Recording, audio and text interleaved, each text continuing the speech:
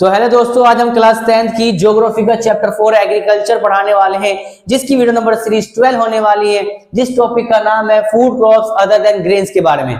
तो अभी तक हमने कई सारे फूड क्रॉप्स के बारे में यानी ग्रेन्स यानी कि अनाज के बारे में पढ़ चुके हैं।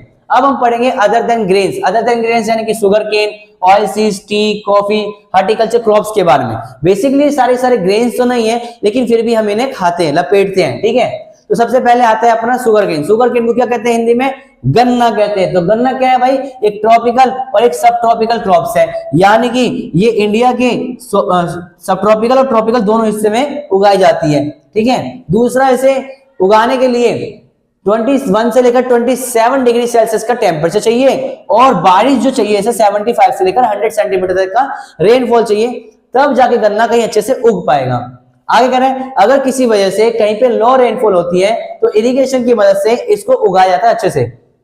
अच्छा, आगे क्या कहते हैं? इंडिया जो है पूरी दुनिया के अंदर, पूरे वर्ल्ड के अंदर इंडिया जो है सेकंड लार्जेस्ट प्रोड्यूसर है गन्ने का, आफ्टर ब्राजील के बाद। अच्छा, मेन सोर्स क्या है इसके? शुगर है, गुड़ यानी कि जैगरी और खांडसरी और मोलासेस, ये इसके मेन सोर्सेस है। ठीक है, अच्छा, मेजर शुगर कौन प्रोड्यूसर जो स्टेट्स है वो कौन से हैं? उत्तर प्रदेश, महाराष्ट्र, कर्नाटका, तमिलनाडु, आंध्र प्रदेश, तेलंगाना, बिहार, पंजाब, हरियाणा, ये कुछ स्पेशल स्टेट्स हैं। अब हम पढ़ते हैं ऑयल सीड्स के बारे में। तो दोस्तों, अब हम पढ़ने वाले हैं ऑयल सीड्स के बारे में। तो नाम से ही समझ आता है, ऐसे सीड जिनसे तेल निकाला जाता है।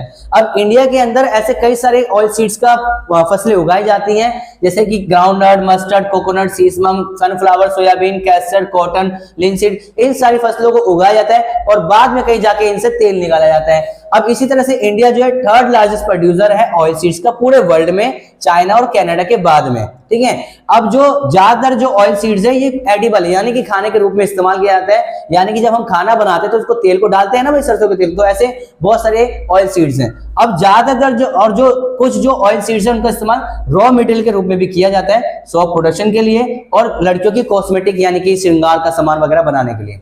अब जो हमने यहाँ पे पढ़ा इनमें से कुछ के बारे में देखते हैं। जैसे पहले ग्राउंडनट।